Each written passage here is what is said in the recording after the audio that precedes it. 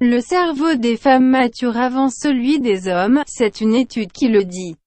Le cerveau humain évolue-t-il de la même façon chez tout le monde? Une légende populaire sur la maturité dit que les femmes le sont plutôt que les hommes. Si on ne peut totalement trancher sur la question, des chercheurs démontrent qu'au niveau du cerveau, il y a une vraie différence sur ce point. Un coup dur pour le cerveau des hommes. Des chercheurs sur CNRS, de l'Université de Bordeaux et de l'Université Polytechnique de Valence en Espagne ont cherché à comprendre les questions clés du cerveau humain et l'ont ainsi étudié grâce à la plateforme Volbrain.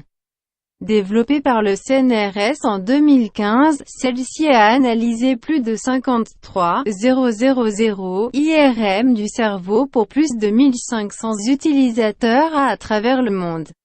Dans le cadre des nouvelles recherches, les chercheurs se sont appuyés sur 2944 IRM pour comprendre l'évolution de plusieurs structures cérébrales. Ils se sont penchés sur une tranche d'âge très large allant du bébé à l'adulte de plus de 90 ans. Ils ont alors observé que le cerveau des femmes atteint son pic de maturité avant celui des hommes. De plus, le cerveau des hommes s'atrophierait plus rapidement que celui des femmes après 80 ans. 6 astuces pour booster son cerveau. Une chance pour les hommes puisque le professeur Pierre-Marie Ledo, neurobiologiste à l'Institut Pasteur, affirme qu'à tout âge il est possible de régénérer le cerveau.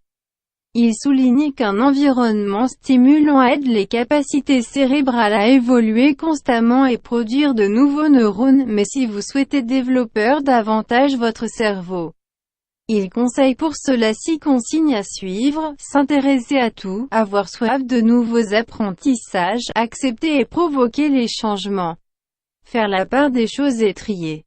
Ignorer les informations inutiles parmi toutes celles qui nous sont bombardées de façon passive pour ne garder que celles qui seront utiles à nos apprentissages, à notre progression. Éviter les anxiolytiques et les somnifères qui endorment le cerveau. Faire de l'activité physique. L'activité musculaire produit des facteurs trophiques qui stimulent le fonctionnement cérébral. Développer le cerveau social en allant au-devant des autres et pour confronter son alter ego. Adopter une alimentation saine et variée.